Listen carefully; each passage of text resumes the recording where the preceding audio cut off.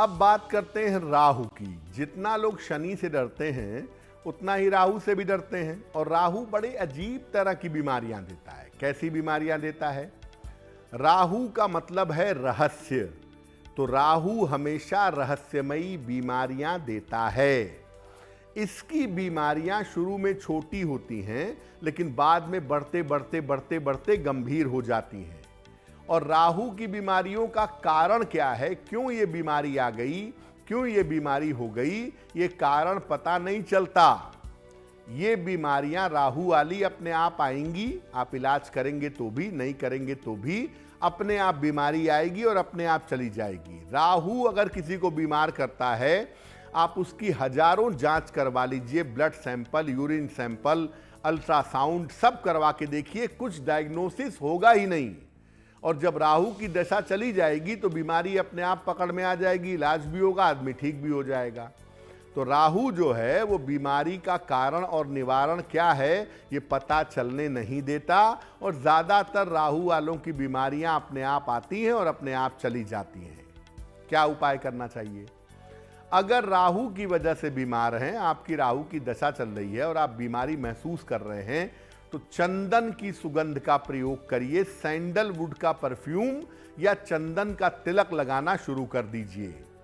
गले में एक तुलसी की माला धारण करिए और अपना खान पान एकदम पवित्र रखिए। प्याज लहसुन तक का प्रयोग बंद कर दीजिए। आप अगर पवित्रता से जीवन जीने लगिए, राहु का 1% असर भी आपके ऊपर नहीं पड़ेगा।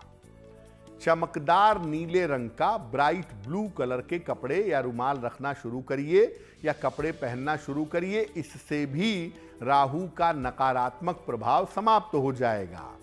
लेकिन मोटे तौर पे आप ये जाने रहिए कि अगर राहु की दशा है और आप लगातार बीमार रह रहे हैं, तो पूजा उपासना ठीक से करिए और पूरी तरह पवित्रता का जीवन जीना शुरू कर दीजिए। राहु का कोई भी बुरा प्रभाव आपके ऊपर नहीं पड़ेगा। जितना निगेटिव राहु है, लगभग उतना ही निगेटिव केतु है, और केतु भी बड़ी ऊट पटांग बीमारियां देता है। क्या देता है? केतु भी रहस्यमयी बीमारियां देता है, और आम तौर पर त्वचा की समस्या। आपको पहले बताया था ना कि स्किन में जो गंभीर समस्या हो जाती है, जैसे हर्पीज हो गया, सोराइसिस हो गया, ठीक नहीं हो रहा है, ल्यूकोडर्मा हो गया, ठीक नहीं हो रहा है, उसमें केतु का इन्वॉल्वमेंट हो सकता है।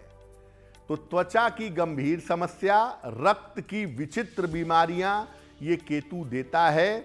आमतौर पर उम्र बढ़ने पे जो यूरिन की प्रॉब्लम लगातार या बार बार होती है, उसके पीछे भी केतु होता है।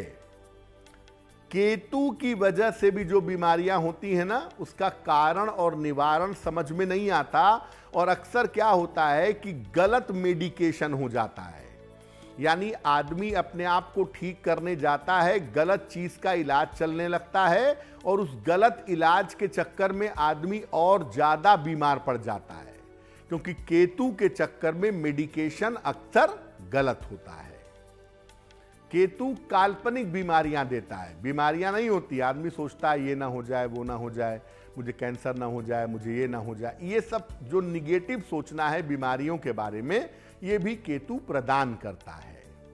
क्या उपाय करें अगर केतु बीमारियां दे रहा है? रोज सवेरे स्नान जरूर करिए, डेली नहाइए, बहुत जरूरी है। धर्म स्थान पर जाएं, धर्म सभा में जाएं, जहां भजन कीर्तन हो रहा हो, भगवान का मंदिर हो, कोई उपदेश होता हो, वहां जाकर के बैठिए, या मंदिरों में, तीर्थ स्थानों में जाके पवित्र नदियों में स्नान करिए। निर्धनों को भोजन कराइए, जब भी मौका मिले गरीबों को या तो भोजन कराएं या खाने पीने की चीज का दान कर दें।